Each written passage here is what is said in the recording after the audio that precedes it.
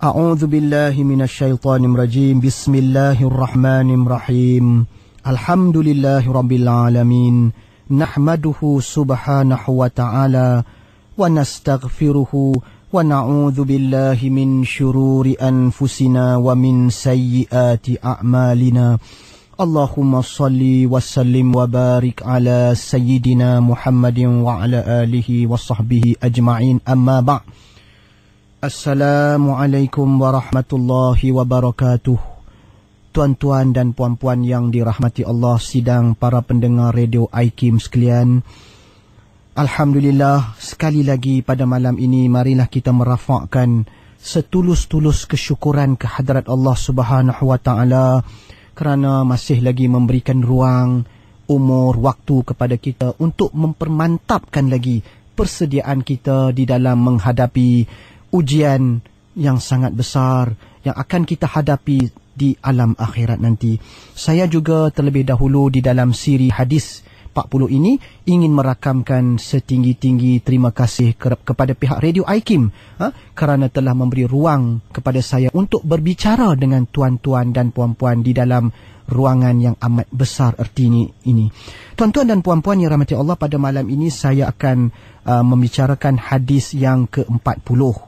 Hadis yang ke-40 ini, tuan-tuan dan puan-puan, sebenarnya adalah antara hadis yang sangat penting untuk kita jadikan pegangan dalam hidup kita sebagai seorang Islam. Mudah-mudahan kita selamat dalam perjalanan kehidupan kita menuju ke kampung yang kekal abadi. Saya bacakan dahulu hadis yang ke-40 ini. An Ibni Umar radhiyallahu anhu qala akhadha Rasulullah sallallahu alaihi wasallam bin mankibai faqala kun fid dunya ka'annaka gharibun aw abir sabil. Wa kana Ibnu Umar radhiyallahu anhuma yaqul idza amsayta fala tantazir as-sabah wa idza asbahta fala tantazir al-masa wa khudh min sihhatika limaradika wa min hayatika limautika. Rawahu al-Bukhari. Ini adalah satu hadis yang sangat indah, yang sangat masyhur.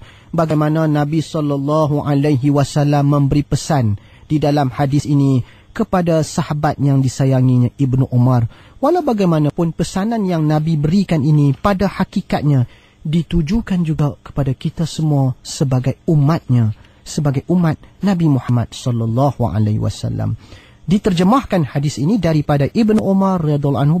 Ibnu Umar berkata, Rasulullah sallallahu alaihi wasallam telah memegang kedua-dua bahuku, lalu dia bersabda, wahai Ibnu Umar, hendaklah kamu jadi di dalam kehidupan dunia yang fana ini seolah-olah engkau sebagai seorang yang asing ataupun sebagai seorang yang di dalam suatu perjalanan. Dan adalah Ibnu Umar radhiyallahu anhu telah berkata, yang bermaksud apabila engkau telah berada di waktu petang, maka janganlah engkau menantikan waktu pagi pada esoknya. Dan apabila engkau telah berada di waktu pagi, maka janganlah engkau menantikan kehadiran waktu petang. Dan hendaklah engkau mengambil waktu sihatmu sebelum kamu sakit. Dan hendaklah kamu mengambil waktu hidupmu sebelum waktu matimu. Hadis riwayat Al-Bukhari. Tuan-tuan dan puan-puan yang dirahmati Allah, hadis ini mempunyai banyak sekali pengajaran-pengajaran yang perlu kita ambil. Mungkin antara pengajaran-pengajarannya secara ringkas. Yang pertama sekali, tuan-tuan dan puan-puan, hadis ini memperlihatkan bagaimana cara, kata para ulama, bagaimana cara Nabi SAW mendidik sahabat-sahabatnya. Antaranya yang dapat kita faham ialah Nabi SAW memegang bahu sahabatnya. Jadi ini menunjukkan bagaimana sentuhan Nabi, bagaimana satu taktik Nabi SAW ingin menarik, ingin memastikan apa yang akan disampaikan itu benar-benar menusuk kalbu sahabatnya. Sebab itu dalam hadis ini Nabi telah memegang bahu sahabatnya Ibnu Umar lalu mengeluarkan kata-kata nasihatnya. Kerana itu kata para ulama di dalam mengulas hadis ini, kata Al-Imam Ibnu Hajar Al-Haytimi, beliau mengatakan bahawa hadis ini menunjukkan bahawa adalah sesuatu yang baik apabila seorang guru itu dia memegang sebahagian daripada anggota-anggota para pelajarnya ketika belajar. Kerana ini akan dapat memberikan kesan yang lebih mendalam bagi para pelajar untuk menerima ilmu. Tetapi tentulah bila sebut pegang ni antara lelaki dengan lelaki lah, pelajar lelakinya. Jadi itu juga sebenarnya salah satu daripada metod pendekatan tarbiyah Rasulullah SAW terhadap sahabat baginda.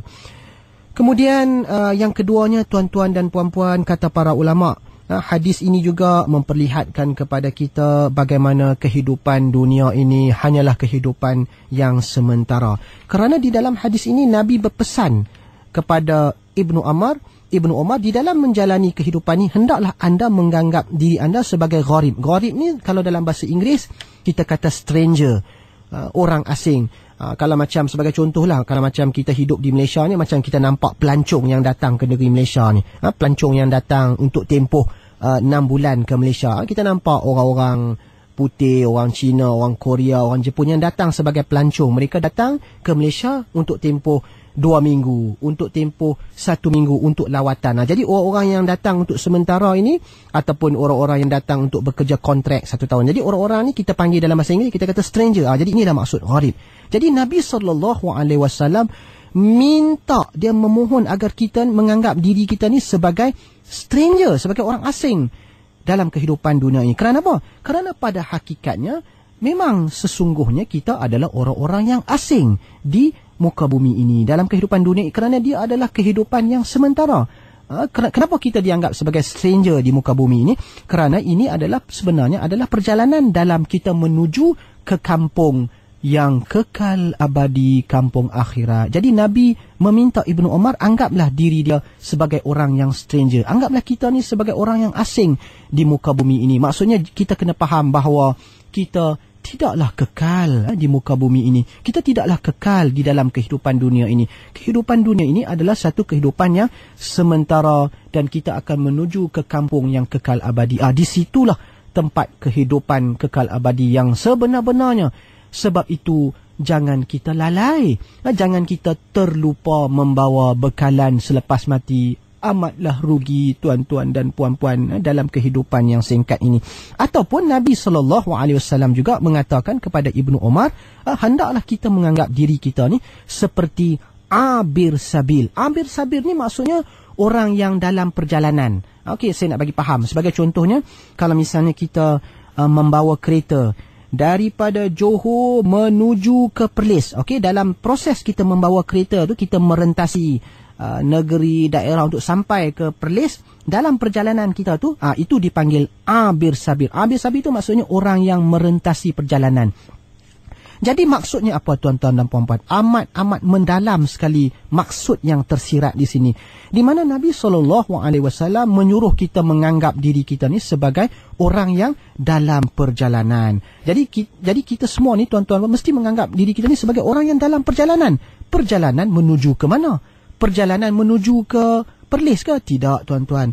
Perjalanan menuju ke Kedah ke? Tidak. Kita semua ni tuan-tuan dan puan-puan dalam perjalanan menuju ke kampung yang kekal abadi, kampung akhirat. Jadi tuan-tuan dan puan-puan, cuba kita fikir, kalaulah seseorang itu dalam perjalanan dia daripada Johor ke Perlis, apa yang paling penting untuk dia? Yang pentingnya dia mesti memastikan bekalannya cukup untuk sampai ke Perlis yang menjadi sasaran destinasinya, supaya perjalanannya lancar. Jadi begitulah juga tuan-tuan dan puan-puan, dalam kehidupan kita ini, kita mestilah menganggap diri kita ini sebagai orang yang sedang bermusafir, kata Nabi, menuju ke kampung yang kekal abadi. Kerana itu kita kena pastikan bekalan-bekalan yang kita bawa, amalan-amalan soleh yang kita bawa, segala apa-apa yang kita bawa pastinya cukup dalam perjalanan kita menuju ke kekal abadi. Tuan-tuan dan puan-puan, sebab itulah tuan-tuan dan puan-puan, pendek kata, hadis ini kata para ulama mengajar kita supaya kita jangan apa? Kita jangan leka dengan kehidupan dunia ini. Kita jangan leka, kita jangan lalai, kita jangan terpengaruh dengan keseronokan kehidupan dunia ini sehingga kita melupakan Melupakan apa? Melupakan destinasi kita yang sebenarnya, iaitu kampung akhirat, negeri akhirat. Jadi itulah sebenarnya tuan-tuan dan puan-puan. Kita boleh meletakkan 1001 cita-cita dalam hidup kita. Kita boleh meletakkan cita-cita untuk menjadi seorang profesor, untuk menjadi seorang tokoh korporat yang terkenal, untuk menjadi seorang ahli akademik yang terhebat, untuk menjadi seorang ahli saintis yang terhebat. Tetapi tuan-tuan dan puan-puan, segala cita-cita yang kita letak itu, kita kena ingat, dia itu setakat di dunia ini. Kita mesti meletakkan cita-cita kita itu, matlamat hidup kita itu, mesti kita letakkan melangkaui semua itu. Yang lebih jauh lagi, iaitu kita hendaklah bercita-cita untuk menjadi orang yang berjaya, bukan di dunia sini saja tuan-tuan dan puan-puan, tetapi juga berjaya di dalam kehidupan akhirat yang merupakan kehidupan yang sebenar-benarnya tuan-tuan dan puan-puan. Kerana itu Allah Subhanahu Wa Taala, tuan-tuan dan puan-puan, selalu mengingatkan kita, sebagai contohnya di dalam surah Ghafir ayat 39, innama hadhil hayatud dunya mata' wa innal akhirah hiya darul qarar. Cuba kita faham maksudnya. Hanya saja kehidupan di dunia ini mata maksudnya suatu kesenangan yang sementara, suatu kesenangan yang hanya sementara dalam perjalanan kita menuju akhirat. Dan sesungguhnya akhirat itulah kata Tuhan, kata Allah, darul qarar, itulah dia rumah tempat tinggal yang sebenar-benarnya. Sebab itulah tuan-tuan dan puan-puan, hadis ini mengajar kita, janganlah kita boleh mencari dunia, kita boleh mengimpikan 1001 impian, tidak menjadi masalah. Tetapi jangan kita lupa the ultimate destination, destinasi yang kemuncak sekali, kita nak menuju ke kampung yang kekal abadi. Jadi jangan kita lalai dengan kehidupan dunia sehingga kita terlupa untuk membuat persiapan. Sebab itulah kata para ulama di dalam mengulas hadis ini, mereka mengatakan ad-dunya ma'barun lil akhirah. Jadi mereka mengatakan dunia ini, kata para ulama, sebenarnya dia adalah ma'bar, dia adalah laluan, dia adalah jambatan, dia adalah jalan menuju ke kampung akhirat. Sebab itu kita sebagai seorang Islam, berdasarkan hadis ini, kita hendaklah memanfaatkan sebaik-baiknya segala kesempatan umur yang diberikan oleh Allah untuk mengejar kampung yang kekal abadi, yang pastinya akan berlaku. Dan kita jangan lupa, dengan terbenamnya ataupun dengan terbitnya matahari pada esok harinya, sebagai contoh, program kita ni malam ni, dengan terbitnya matahari pada esok hari, itu bermakna umur kita, tuan-tuan dan puan-puan, dah semakin pendek. Sebenarnya umur kita ni dah semakin pendek. Artinya pengakhiran perjalanan kita di muka bumi ini dan kehidupan ini dah semakin dekat. Sebab itu pendek kata, semakin kita berumur, semakin umur kita lanjut, semakin kita tua, semakin kita dah pencin, maka itu tanda-tanda kita mesti memperbanyak-banyakkan lagi amal ibadat. Jangan pula tuan-tuan dan puan-puan, saya pesan kepada diri saya sendiri dan tuan-tuan dan puan-puan, semakin umur kita lanjut, semakin banyak pula angan-angan kita untuk menikmati kehidup berbagai-bagai benda-benda keduniaan sehingga kita melupakan akhirat. Tak betul. Semakin kita berumur, semakin umur kita lanjut, semakin lagilah penting untuk kita beringat kerana umur kita dah semakin pendek. Itu yang perkara yang penting kita ingat sebagai seorang Islam. Begitu juga tuan-tuan dan puan-puan, di dalam hadis ini ada satu petikan kata yang dipesan oleh Ibnu Umar. Ibnu Umar, seorang sahabat Nabi, di mana dia berpesan dengan pesanan yang sangat-sangat indah untuk kita semua. Apa dia kata? Dia kata, apabila kamu telah duduk di waktu petang, amsaita tu maksudnya bila kita telah duduk di waktu petang tu, secara tepatnya bila dah terbenam matahari waktu maghrib, bila dah terbenam matahari masuk waktu maghrib, maka jangan engkau nanti waktu pagi. Artinya apabila terbenamnya matahari dah masuk waktu maghrib, pada ketika itulah kita kena banyak-banyak beribadat. Jangan kita fikir ataupun jangan kita terfikir untuk tangguhkan ibadat kita pada esok hari. Bila masuk waktu maghrib, itulah dia masa yang kita kena cepat-cepat beramal soleh. Jangan kita tunggu menjelangnya subuh besok, kerana mungkin kita tak sempat menikmati hari subuh esok hari. Dan begitu juga Ibnu Umar berpesan, apabila kamu telah berada di waktu pagi, maksudnya sebagai contohnya kita ditakdirkan oleh Allah hidup pada waktu subuh esok harinya, fala tantazir al-masa, maka janganlah pula kita menanti untuk beramal soleh, kita tunggu waktu maghrib datang. Tak, jangan. Apabila kita telah hidup sihat di waktu subuh, kita kena cekal nekat dan tekad terus beramal tanpa kita menangguhkan apa-apa amalan pada waktu petang atau malamnya. Begitulah pesan Ibnu Umar. Jangan kita sekali-kali menangguhkan amalan. Apa saja benda-benda yang bersifat kebaikan, zikrullah, baca Quran yang kita nak buat tu, kita buat sekarang. Jangan kita tangguh, kerana kita tak tahu ajal boleh menjelang tiba pada setiap masa dan ketika. Begitu juga Ibnu Umar memesankan perkara-perkara ini, iaitu hendaklah kita menggunakan sebaik-baiknya masa ketika kita sihat. Ketika kita sihat, inilah masa yang paling baik kita gunakan untuk beribadat kepada Allah, lima radika, sebelum kita jatuh sakit. Jadi pendek kata, ketika badan kita ni masih sihat, insya-Allah ketika umur kita 20-an, 30-an, 40-an, 50-an, 60-an, pendek kata ketika umur kita ni masih sihat, ketika badan kita ni masih sihat, itulah kata Ibnu Umar, kita mesti gunakan sebelum badan kita pastinya akan sakit dan dijatuh sakit. Sekurang-kurangnya sakit tua. Bila kita dah tua, sudah tentulah fizikal kita tidak kuat, tidak larat, dan kita dah tak kuat nak beramal seperti sekarang. Jadi gunakan waktu sihat sebelum waktu sakit. Dan begitu juga gunakan masa kehidupan ini, kata Ibnu Umar, untuk persediaan hari kematian kita. Pendek kata, tuan-tuan dan puan-puan, hadis ini kalau kita cuba merenungi secara mendalam, memang betul lah. Nabi SAW meminta kita menghadapi hari-hari di dalam kehidupan dunia, dan kita anggaplah diri kita ni sebagai gharib, sebagai stranger, sebagai orang asing, sebagai orang yang bukannya nak terus tetap menetap di sini. Sebagai contoh saya buat contoh yang mudah kita faham. Sebagai contohnya macam seorang pensyarah universiti, apabila dia pergi ke United Kingdom, dia ingin menghabiskan pengajian dia dalam tempoh 3 ke 4 tahun sebagai calon doktor falsafah. Dia pergi ke sana. Jadi dalam tempoh dia dah tahu dah dia akan duduk di Birmingham University, United Kingdom sekitar 3 hingga 4 tahun.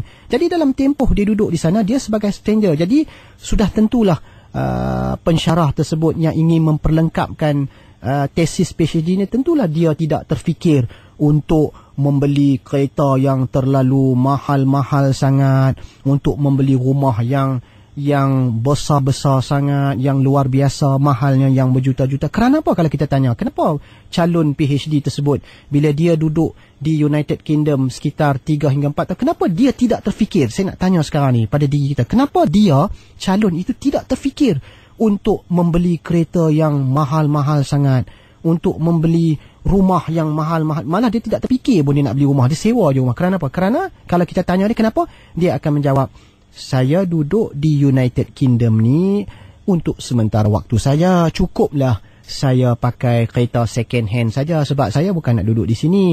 Lepas 3 hingga 4 tahun saya akan kembali ke tanah air Malaysia. Jadi kerana saya ini stranger di sini, buat apa pula saya nak beli rumah yang besar-besar sampai 20 juta. Cukuplah saya menyewa rumah yang sesuai, cukuplah saya beli kenderaan yang sesuai untuk pergi universiti. Jadi orang yang berstatus stranger seperti ini sebagai calon PhD, dia tak akan terfikir dalam diri dia untuk berlebih-lebihan dalam kehidupan dunia. Kerana apa? Kerana dia tahu lepas 4 tahun nanti dia akan balik ke Malaysia. Jadi begitulah tuan-tuan dan puan-puan, kalau kita nak faham hadis ni, begitulah Nabi cuba minta kita hayati semangat itu, konsep stranger tu. Jadi kita kena rasa yang kita ni sebagai orang dagang, stranger di muka bumi kehidupan kita. Jadi yang pentingnya persiapan kita untuk menuju ke kampung akhirat. Adapun benda-benda yang berkaitan dengan dunia ini, habuan dunia ni, insya-Allah cukuplah secara sederhana saja, dan jangan berlebih-lebihan. Sederhana saja, apa-apa pun kita buat secara sederhana, sesuai dengan sabda Nabi SAW, khairul umur awsatuha. Sebaik-baik perkara itu, sebaik-baik urusan itu adalah yang duduk di tahap pertengahan. Duduk di tahap pertengahan. Apa yang kita buat, biarlah secara pertengahan, secara moderation, itulah yang baik. Wasatiyah, itulah yang paling baik, sebagaimana yang yang dicadangkan oleh Perdana Menteri kita. Al-Wasatiyah itu tengah-tengah, tengah-tengah, seimbang, memenuhi tuntutan rohani dan jasmani. Itu yang Islam amat tekan-tekankan di dalam penghayatan Islam itu. Jadi sebab itu, tuan-tuan dan puan-puan, itu saya kata tadi, kita bayangkan diri kita ni sebagai stranger, sebagai orang yang dalam perjalanan. Maka pada ketika itulah barulah kita dapat melepaskan diri kita, jiwa kita, minda kita daripada terikat dengan kehidupan dunia ni. Sebab kita ni nak menuju ke akhirat. Jadi kita kena sentiasa conscious tentang hakikat ini. Kita mencari harta, kita mencari apa saja, kita kena faham semua itu hendaklah kita gunakan untuk kebahagiaan akhirat.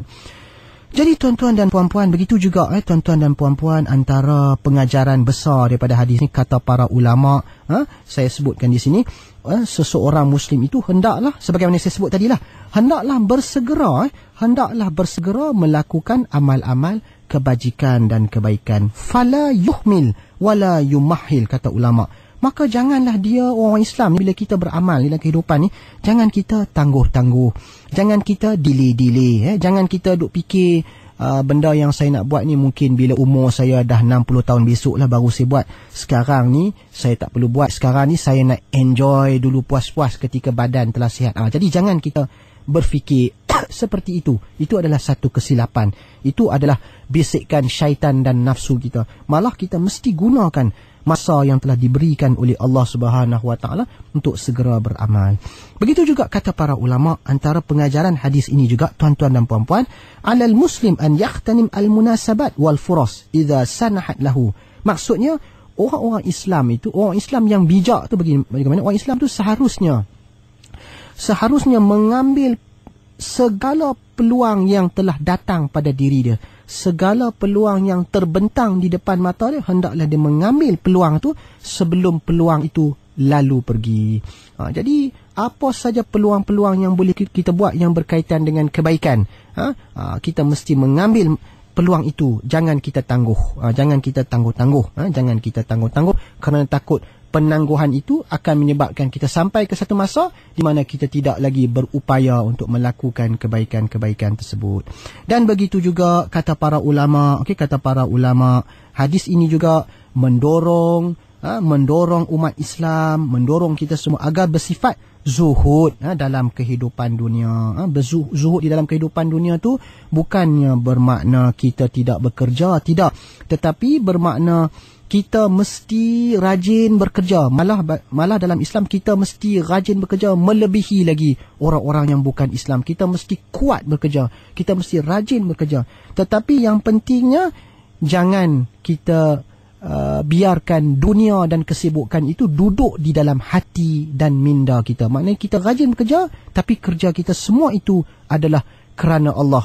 Kita ingin membangunkan dunia ini kerana Allah. Kita ingin menjadi orang yang excellent, orang yang cemerlang kerana Allah. Tetapi kita kena pastikan, jangan jiwa kita, jangan minda kita, hati kita dibelenggu oleh kehidupan dunia. Ini adalah satu perkara yang sangat penting. Itu yang dikatakan zuhud dalam Islam.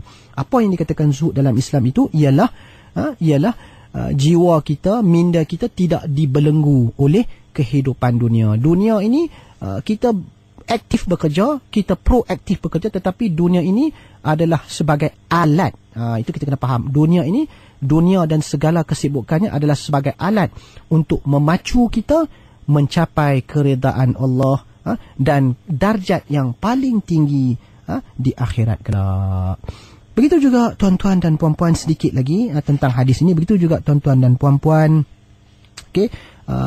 kata para ulama, antara pengajaran besar hadis ini ialah sya'nul muslim an yajtahid fil amal as-salih wa yukthir min wujhil khair.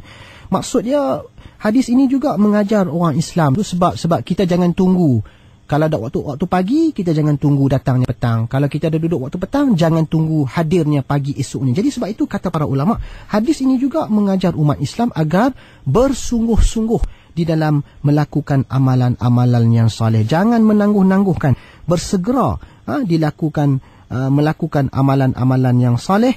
Jangan kita membiarkan masa berlalu begitu saja dalam keadaan sia-sia, dalam keadaan tidak diisi dengan amalan-amalan yang memberi manfaat kepada kehidupan dunia dan akhirat. Inilah satu perkara yang amat rugi sekali. Dan begitu juga kata para ulama di dalam mengubah hadis ini juga kata para ulama memberi ingatan kepada umat Islam agar jangan bergaruh ataupun merapatkan diri dengan suhbatul ashar. Suhbatul ashar ni maknanya orang-orang yang tidak baik. Maknanya jangan, bila kita berkawan ni, kata para ulama, kita mesti berkawan dengan orang-orang yang soleh, orang-orang yang bertakwa. Kerana dengan kita berkawan dengan orang-orang yang mementingkan kehidupan akhirat, maka keadaan ini akan mendorong diri kita juga melakukan kebaikan. Tetapi kalau kita merapatkan diri kita dengan al-ashrar, kata ulama, kita merapatkan diri kita dengan orang yang tak sembahyang, kita berkawan rapat dengan orang yang kaki arak, kita berkawan rapat dengan orang yang kaki rasuah, minta maaf cakap, kita rapat dengan orang yang kaki perempuan. Maka kalau kita rapat dengan orang-orang begini, kata para ulama, orang-orang seperti ini tanpa kita sedari akan adanya impak yang sangat buruk, sampai kita takut akhirnya kita pun boleh turut terseleweng kerana kita rapat dengan orang-orang seperti ini. Jadi orang-orang yang telah tersasar dari jalan Allah ni, kalau kita berkawan dengan mereka, kalau kita bersahabat dengan mereka, kita kena fikir macam mana kita dapat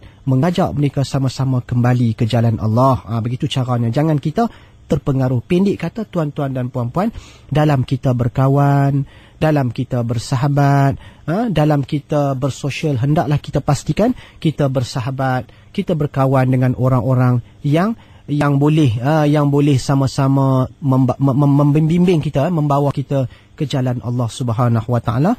Kita hendaklah menjauhkan diri kita daripada berkawan rapat dengan orang-orang yang tidak diredai oleh Allah, kerana ditakuti kita akan turut terpengaruh dengan perlakuan-perlakuan buruk kita.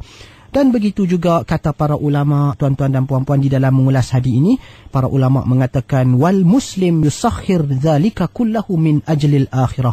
Para ulama mengatakan orang-orang muslim ini dia kuat bekerja. Dia bukan saja kuat bersembahyang, dia bukan saja berzikir, dia bukan saja bersedekah, tetapi dia juga melakukan kerja-kerja keduniaannya. Dia juga menjalankan tugasnya sebagai seorang jurutera, sebagai seorang pilot, sebagai seorang tentera, sebagai seorang polis, sebagai seorang apa saja bidang pekerjaan pun. Tetapi yang membezakan seorang muslim dengan orang bukan muslim, kata para ulama, seorang muslim itu sentiasa, itu tanda besar dia memanfaatkan profesionnya, careernya min ajlil akhirah wa tahsil al-ajri indallah. Dia sentiasa memanfaatkan kebolehan diri dia, bakat diri dia, profession dan apa saja kelebihan Tuhan bagi pada dia, dia memanfaatkan semua benda itu untuk mencapai kebahagiaan di dalam kehidupan akhirat dan untuk mendapatkan pahala yang setinggi-tingginya di sisi Allah. Tuan-tuan dan puan-puan, sebenarnya apa saja profession yang kita pilih, sama ada dalam bidang undang-undang ke, kejuruteraan ke, kedoktoran ke, ahli politik, sebenarnya apa saja bidang profession yang menjadi minat kita dan menjadi pilihan kita, kalau kita perhalusi, kalau kita perhatikan betul-betul dengan minda yang terbuka, memang kita nampak semua profession ini boleh kita manfaatkan ke arah kebaikan. Semua profession yang kita pilih ni, kalau sebagai ahli politik, Masya Allah, kita boleh menggunakan position kita, status kita, jawatan tinggi kita sebagai wakil rakyat, sebagai ahli parlimen untuk memberi sumbangan kepada masyarakat dengan sebesar-besarnya. Kalau kita seorang doktor, Masya Allah, kita boleh gunakan ilmu kedoktoran kita untuk mengubati para pesakit. Kalau kita seorang peguam, kita boleh memanfaatkan ilmu undang-undang kita untuk membantu orang-orang yang susah, untuk menegakkan kebenaran di muka bumi ini. Pendek kata, tuan-tuan dan puan-puan, apa saja profession yang kita pilih, insya-Allah kalau kita perhalusi, boleh kita gunakan, boleh kita salurkan profession itu demi untuk mencapai kebahagiaan di akhirat dan pahala yang sebesar-besarnya di sisi Allah SWT.